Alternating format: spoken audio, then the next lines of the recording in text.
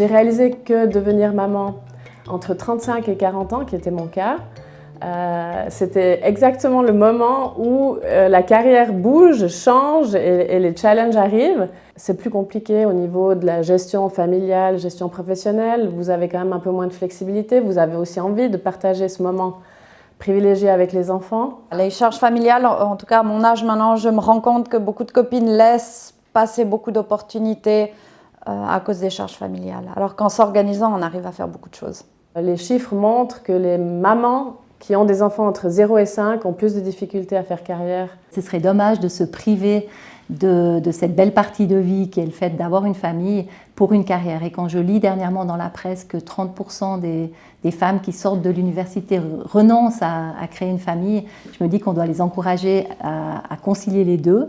Et je trouve que je joue un rôle là-dedans aussi pour dire, ben voilà, c'est possible, on peut avoir des enfants et assumer des responsabilités. La génération qui m'a précédée, qui arrive gentiment à l'âge de la retraite, actuellement, elles ont énormément souffert durant leurs études, mais surtout aussi vis-à-vis de leur famille, avec les papas, les oncles, qui n'étaient pas tellement favorables à ce qu'elles fassent ce métier exclusivement d'hommes à l'époque. Donc c'est déjà lors de l'éducation par les parents qu'on devrait inculquer aux filles les mêmes envies et puis la possibilité de pouvoir réussir, que ce soit une fille ou un garçon. Au niveau des conseils pour les jeunes filles, en tout cas qui veulent faire du vin ou autre chose, je pense que c'est de profiter de toutes les expériences et de toutes les opportunités qui nous sont proposées dans la vie et de foncer, quoi.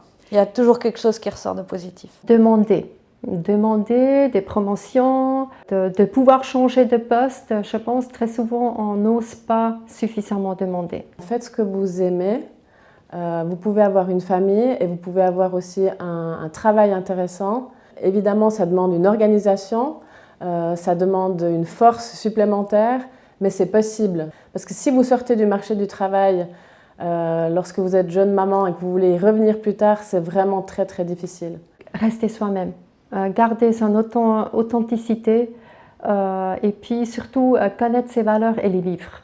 Je pense qu'il faut être mobile et puis il faut vraiment apprendre les langues pour avoir plus de possibilités dans la vie. C'est vrai qu'on a des fois l'impression qu'on se déguise pour ressembler à un homme, ou en tout cas pour jouer le même rôle qu'eux, et je crois que c'est pas ça qu'il faut faire. C'est le moment d'enlever les masques, et puis enlever le déguisement, puis être vraiment une femme pour ce qu'elle amène de différent par rapport à l'homme. Je pense qu'elle a une manière de fonctionner différente, une sensibilité différente, et elle apporte énormément par sa diversité au débat. Donc ensemble, main dans la main, hommes et femmes, je pense qu'on peut construire quelque chose de très profitable pour les entreprises.